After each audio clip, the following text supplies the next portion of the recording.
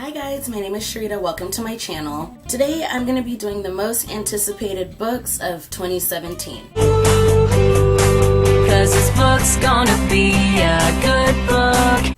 I've watched a bunch of these videos already just to kind of get a feel for how to do these videos, because if you don't know, I am brand new to BookTube. While I was watching these videos, I noticed there were a lot of books that were repeated within the most anticipated books of 2017, which, duh, because they're anticipated by a lot of people. However, I would like to talk about some books that I haven't seen a lot of on these lists. So I'm going to be doing the most anticipated diverse books of 2017.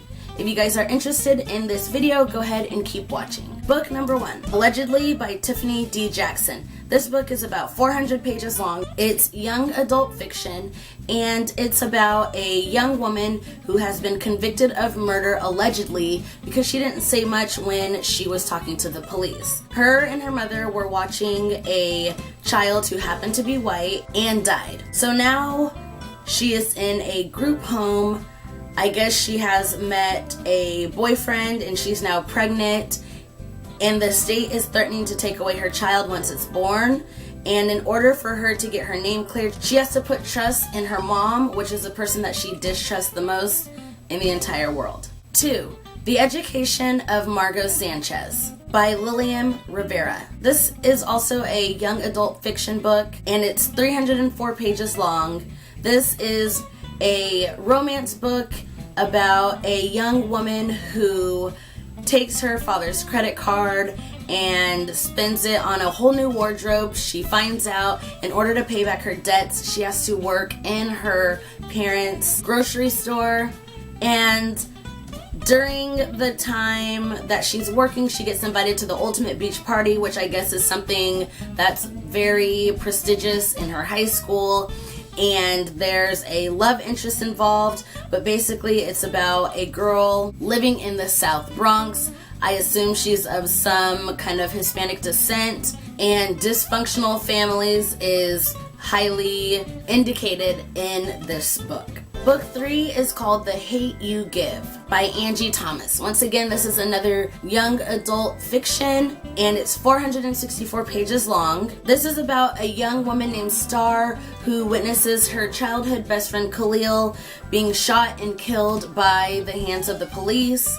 She is the only person who knows the entire story, but she cannot come forward with her story because she is getting a lot of intimidation by the local drug lords and the local cops. If she says what she knows, her life could be put at stake. Moving on from young adult fiction, book number 4 is One Day We'll All Be Dead and None of This Will Matter by Sachi Cole. I'm probably butchering that name. I apologize. This is a humorous book. It's 288 pages. It's about a woman who grew up in Canada as an outsider. She's battling strict gender rules in both Western and Indian cultures, which forces her to confront questions about gender dynamics, racial tensions, ethnic stereotypes, and her father's creeping mortality. Book 5 is an adult fiction book. It's called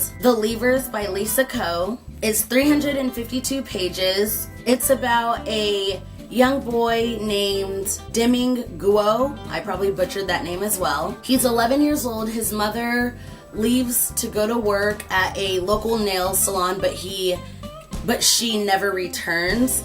Therefore, he's placed in foster care, and he's adopted by a rich white couple that moves him from the Bronx to upstate New York. They rename him Daniel Wilkinson and basically try to turn him into an all-American white boy without being white. Oh, I forgot to mention, his biological mother is a Chinese immigrant named Polly.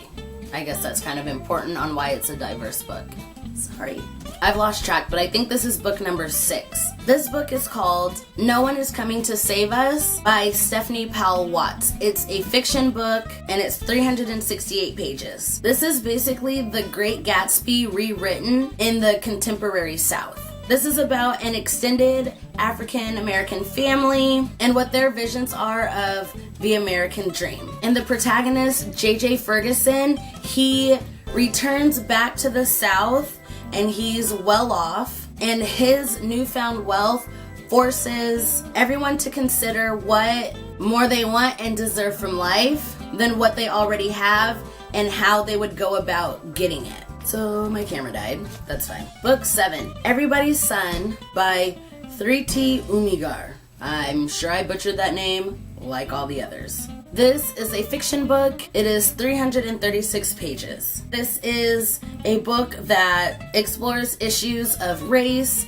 class, privilege, and power, and it's a book that challenges us to consider uncomfortable morals, and it revolves around 2 families, one white and one black. The protagonist, Anton, is placed in child services because his mother, who is a crackhead, lands in jail. He then becomes adopted by a white family, but his adopted parents are involved in illegal activities. Anton has to come to terms with the moral complexities of crimes committed by the people he loves most, which happens to be his family. The last fiction book that I'm going to be talking about is called The Gringo Champion by Ora Zilonen. Probably butchered that one yet again. This book is 288 pages. So this is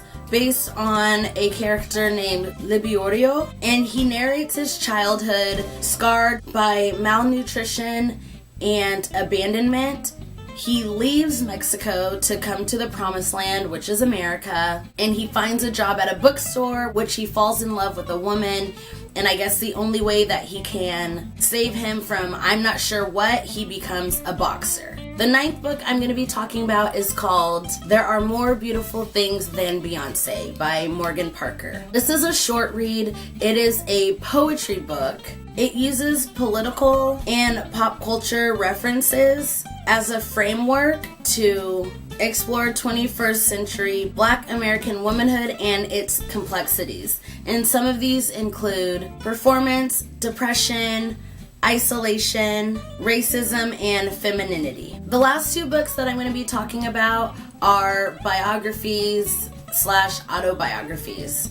The first one is This Is Just My Face, Try Not to Stare by Gabourey Sidibe. It's 240 pages long. It's a wise, complex, smart, and funny memoir about her life. If you guys don't know who she is the actress who played Precious in the movie Precious. Some highlights in this book are her first job as a phone sex talker, and then basically her rise to fame, which was very unconventional. The last anticipated diverse book of 2017 that I'm going to be talking about is called Rest in Power, The Enduring Life of Trayvon Martin.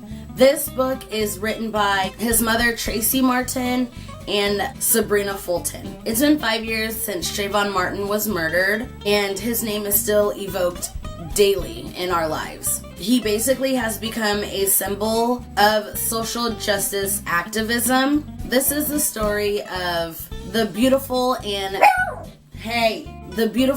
and complex child that the parents of Trayvon Martin lost, the cruel unresponsiveness of the police, and the hostility of the legal system. It's also a very inspiring journey from grief and pain to power, and also from tragedy and senselessness to meaning. So there it is. Those are 11 books that I personally am anticipating for 2017. I know we're already a week into the new year, and some of these books may have already come out, but we still have 11 and a half months ahead of us, and I know there's also going to be new books coming out, but these are my most anticipated diverse books as of right now in 2017. If you guys have watched some of these videos and there are some books that you guys have not seen on your list, please leave them below in my comments. They don't have to be diverse books. They can just be any books that you personally are looking forward to